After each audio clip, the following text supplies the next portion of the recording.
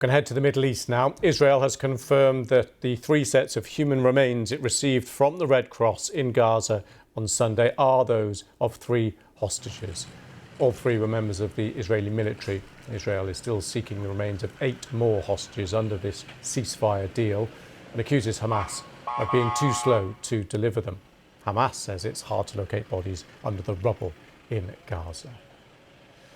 Well, let's cross now to our Middle East Bureau Chief, Joe Floto, who's in Jerusalem, as you can see. Hi there, Joe. There's also diplomacy as well, which we will come to in just a second. But first of all, just talk us through the latest on the hostages, the deceased hostages and the process on the ground there. Yeah, that's right, Lewis. This was all supposed to happen very, very quickly after the ceasefire was announced on October the 10th. We're now sort of 3.5 weeks into that process, and still this is a very, very drawn-out process. So last night, 3 more bodies were handed over with the ICRC to the Israeli military, and they were identified this morning as being 3, as you say, members of the armed forces, a colonel, a captain and a sergeant. They would have been quite low down on the list because of their military affiliation and hadn't been released in previous hostage exchanges. That leaves 8, as you say, 8 bodies to be recovered. And Israel believes that Hamas know where some of them are and deliberately delaying the handing over in order to draw out this process. And that could be because this prisoner hostage exchange is the only part of this ceasefire deal on which both sides agree. Now, there was a 20-point peace plan outlined by Donald Trump to which Israel signed up, but Hamas didn't say it was in agreement with all of those. But nevertheless, we got to a ceasefire, we got to releasing the live hostages, we got to releasing Palestinian prisoners and detainees, and we're now on the body stage.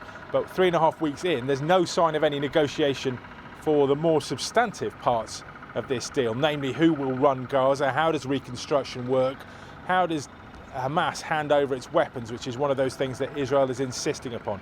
And none of those have even begun to be discussed in negotiations. Well, Joe, just on that point then, what is the next step? How does this process, or the intention anyway, to move forward here, how does it actually work?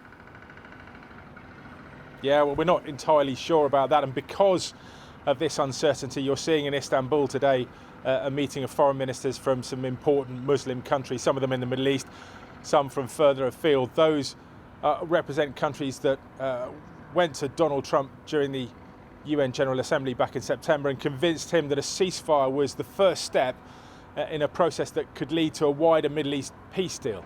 Now, they're worried that this stagnation, this delay, is allowing Hamas to retrench. It's allowing a status quo to be established in which nothing is resolved, in which this status of millions of Palestinians living in tents, of no real plan for governance, of no real plan for reconstruction, that beds in, and we just remain in this limbo in which many, many people are going to suffer. They're trying to inject a bit more momentum into that, and we understand this afternoon they will say that the key thing is to get Palestinians to run themselves in Gaza, not have any governance imposed upon them. Now, from the Israeli point of view, the Prime Minister here has said he wants absolutely nothing to do with the Palestinian Authority. That's the internationally recognised body that represents Palestinians. He doesn't want them involved in the governance of Gaza, and he definitely doesn't want Hamas to be anywhere near control of what happens in Gaza next. OK, Joe, thank you for that.